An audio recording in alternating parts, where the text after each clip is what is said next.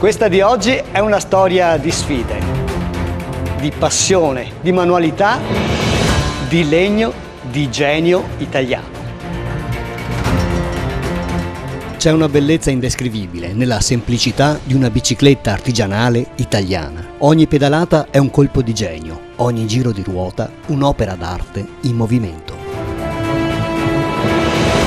E come spesso dico, per me ormai l'e-bike è diventata uno strumento per esplorare nuovi territori e soprattutto conoscere le persone che vi abitano. Permesso? Eccoci. Buongiorno. Buongiorno a te Ivan. Ciao Claudio. Ciao Ivan, ciao. Ciao Silvio. Ciao Silvio. Benvenuto in Animus Bike. Oggi sono in provincia di Vicenza, a Bolzano Vicentino, per toccare con mano qualcosa di incredibile.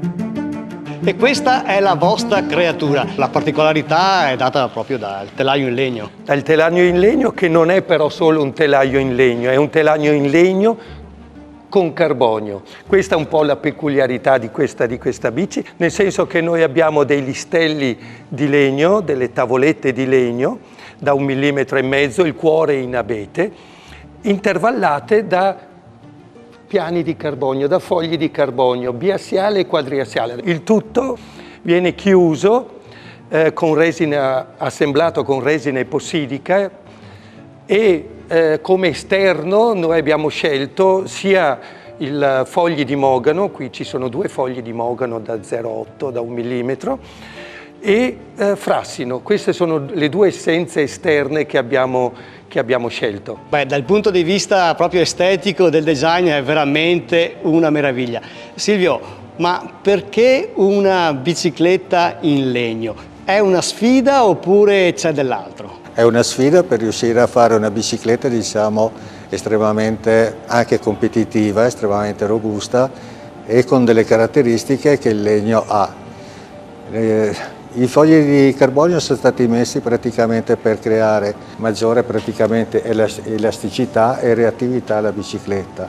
Lo spunto è stato preso dai flettenti dell'arco di mio figlio quando tirava con l'arco, e ho voluto, diciamo, mantenere le forme estremamente lineari e semplici, sfruttando le qualità del legno, la sua elasticità.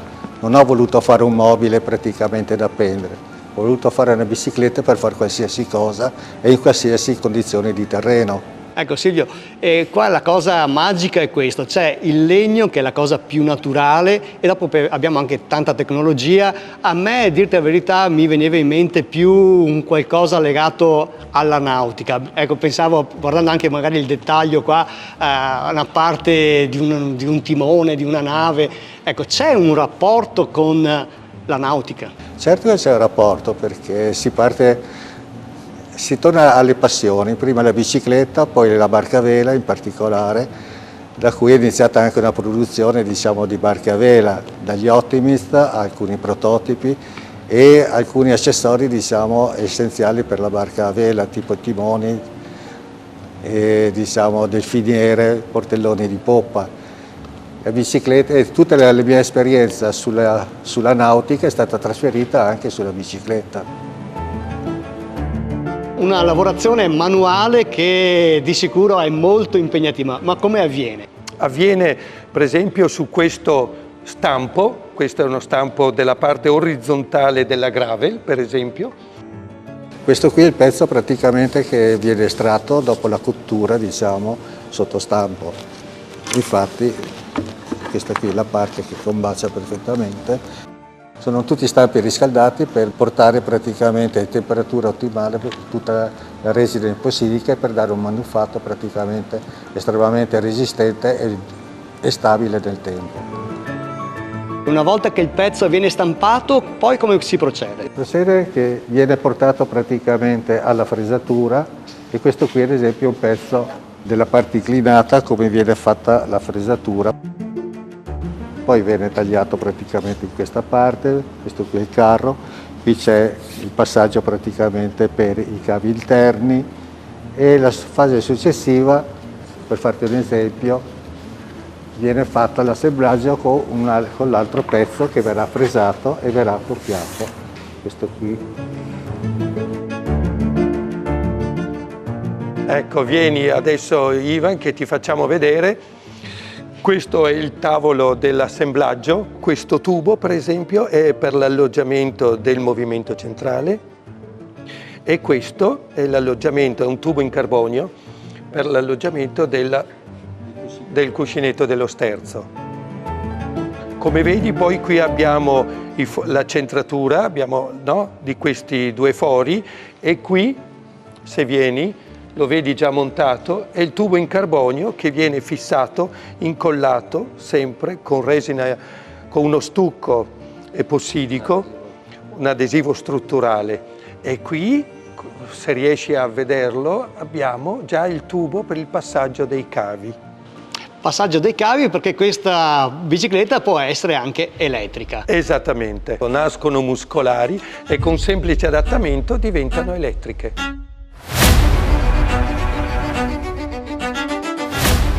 Come vedi, la modifica per passare all'elettrico è modificare leggermente praticamente i forcellini, il montaggio praticamente del motore sulla ruota. Il motore, Silvio, che cos'è? È un motore da 250 diciamo, di potenza, con la possibilità di montare praticamente cassette da 10 fino a 11 rapporti della Shimano. E l'abbiamo voluto montare sul mozzo posteriore per salvaguardare completamente l'estetica della bicicletta, del telaio, che per noi diciamo, è fondamentale. Anziché metterlo diciamo, in movimento centrale qua, che sarebbe stato molto più invasivo, no? Molto più invasivo, le batterie lo stesso. Ecco, e le batterie che non vedo? Le batterie le abbiamo poste praticamente nel sottosella. Questa qui è una batteria praticamente da 250 praticamente di carica, piccola, 36 volt, in modo praticamente di non deturbare praticamente l'estetica delle biciclette. Ecco, questo modello in particolare ha una chicca, ha un manubrio che è una vera opera d'arte. Sì, è uno sfizio mio personale, questa qui sulla mia bicicletta. Infatti è un manubrio praticamente fatto in frassino, sempre praticamente il carbonio per creare diciamo, una resistenza abbastanza elevata e una sicurezza, assieme a praticamente degli strati diciamo, di legno che è un cero rosso praticamente molto leggero per avere un manubrio praticamente robusto e leggero e piacevole diciamo, anche come estetica. Un'altra particolarità è che abbiamo voluto anche nascondere, diciamo, mascherare i cavi anche elettrici per portare praticamente l'energia diciamo, alle batterie, per cui è tutta scomparsa e non si vedono cavi diciamo, strani fuori dalla bicicletta. Di tutta questa lavorazione qual è quella più complicata e anche diciamo, quella più delicata su un telaio di questo tipo? Diciamo che parte tutto, come dicevamo all'inizio, da fare un splendido assemblaggio tra il legno, il carbonio e il tutto sotto pressa.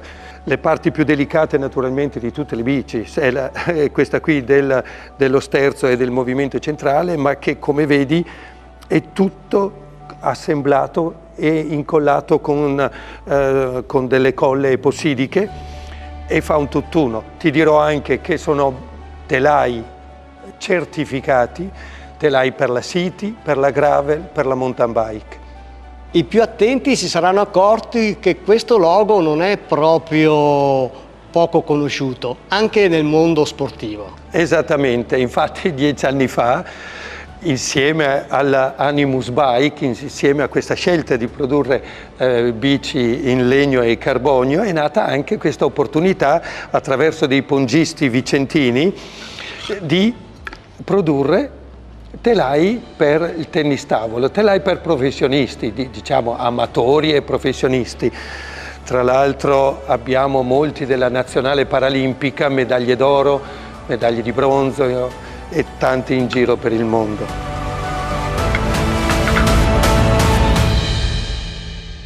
Animus è un marchio ambasciatore del mondo del ben fatto in Italia. Dove state esportando e quali sono state magari le collaborazioni più significative? Diciamo che è partito un po' dall'America, Quindi abbiamo venduto in America, a New York in particolare, dopodiché in Svezia attraverso un nostro dealer, amico dealer, e dopo la cosa più importante è stata il rapporto con Armani, con il gruppo EA7, che ha acquistato 25 delle nostre bici mountain bike, che le ha sparse nei vari showroom in giro per il mondo. Molti pensano al prezzo impossibile, invece sono prezzi accessibili anche se sono fatte su misura, anche se sono fatte a mano. Un'altra cosa da dire, importante per il cliente, è che noi produciamo il telaio, ma insieme al cliente vediamo la componentistica. Uno, per esempio, come il nostro cliente austriaco, ha scelto ruote in carbonio, ha scelto il cambio campagnolo, l'Ecar, quindi è una bicicletta che si configura insieme al cliente.